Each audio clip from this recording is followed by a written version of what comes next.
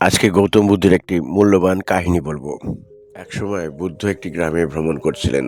সেই গ্রামের এক অত্যন্ত ধনী এবং প্রভাবশালী ব্যক্তি ছিলেন, যিনি সর্বদা তার সম্পদ এবং ক্ষমতা নিয়ে গর্ব করতেন। তবে এই ব্যক্তি মনের দিক থেকে কখনো শান্তি বা আনন্দ খুঁজে পেতেন না। তিনি ভিতরে ভিতরে সর্বদা একটি গভীর বিষাদ অনুভব করতেন।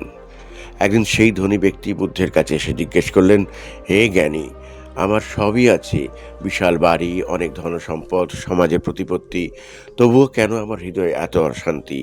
আমি কেন সর্বদা এক অজানা দুঃখ অনুভব করি? বুদ্ধ মুচকি হাসলেন এবং উত্তর দিলেন, আসুন আমি আপনাকে একটি ছোট্ট পরীক্ষা করে দেখাই। বুদ্ধ সেই ধনী ব্যক্তিকে তার একটি হাতের তালু খোলার জন্য বললেন। তারপর বুদ্ধ তার হাতের তালুতে একটি ছোট্ট নুনের দানা রাখলেন এবং বললেন, এটি খান। ধনী ব্যক্তি সেই নুনের দানাটি খেলেন এবং মুখ বিকৃত করে বললেন, উফ, এটি খুব নোনতা এবং বিস্বাদ।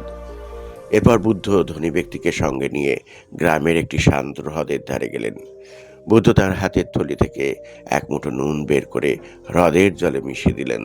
তারপর বললেন, এই হ্রদের জল আপনি পান করুন।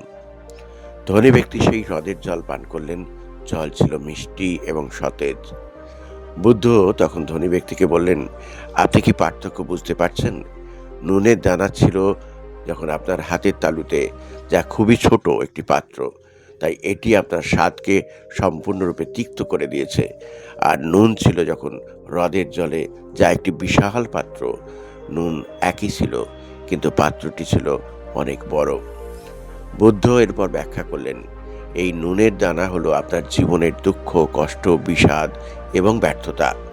যখন আপনি আপনার মনকে শুধুমাত্র আপনার ব্যক্তিগত আকাঙ্ক্ষা, অহংকার এবং ক্ষুদ্রতা দ্বারা পূর্ণ রাখেন, তখন আপনার মন সেই ছোট্ট নুনদানার মতোই সামান্য দুঃখকেও খুব বড় করে তোলে এবং আপনি তিক্ততা অনুভব করেন।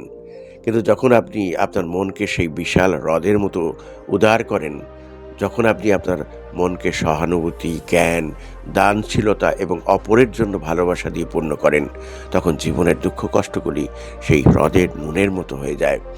তারা এখনও আছে, কিন্তু তাদের প্রভাব ক্ষীণ হয়ে যায়। আপনার আন্তরিক শান্তি তাদের ছাপিয়ে যায়।